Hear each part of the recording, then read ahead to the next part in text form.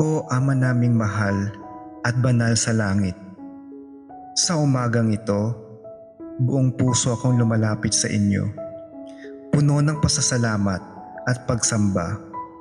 Salamat po sa bagong araw na ito, sa lakas na ibinigay ninyo sa akin upang bumangon at sa layunin ng inyong inilagay sa aking puso para sa trabahong aking gagampanan. Kayo po ang aking gabay, ang aking sandigan, at ang aking dahilan sa bawat hakbang na aking ginagawa. Pinupuri ko kayo sa inyong kabutihan na hindi kailanman natatapos, at sa inyong kapangyarihang nagbibigay buhay sa lahat ng bagay.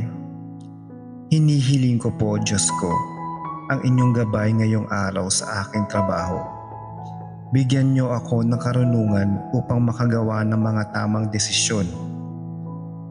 Kahit na ang mga hamon ay dumating ng hindi inaasahan. Tulungan ninyo akong maging instrumento ng inyong kapayapaan at pag-ibig sa aking lugar ng trabaho. Sa mga kasamahan ko, sa mga hinahawakan kong gawain, at kahit sa mga simpleng pakikipag-usap.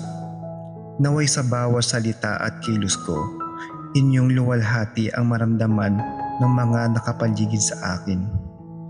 Bigyan niyo rin po ako ng lakas, Ama.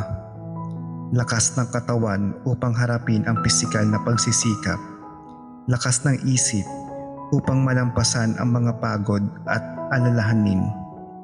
At lakas ng puso upang manatiling matatag kahit sa mga pagsubok. Alam ko po sa inyo lamang ako tunay na makakahugot ng tapang at pag-asa.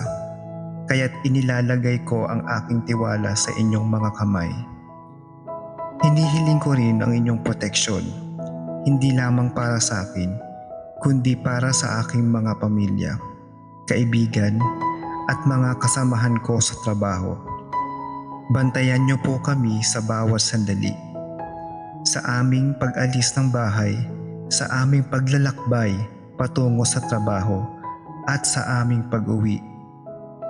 Ipagsanggalang niyo kami sa anumang panganib, sakit o hindi inaasahang pangyayari. Yakapin niyo kami ng inyong banal na pagmamahal upang kami manatiling ligtas sa inyong mga bisig. At sa wakas, Ama, basbasan niyo po kami ng inyong mga biyaya.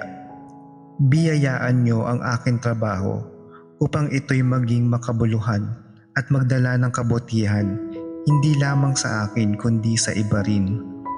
Basbasan niyo ang aking pamilya ng kalusugan, saya at pagkakakilala sa inyo.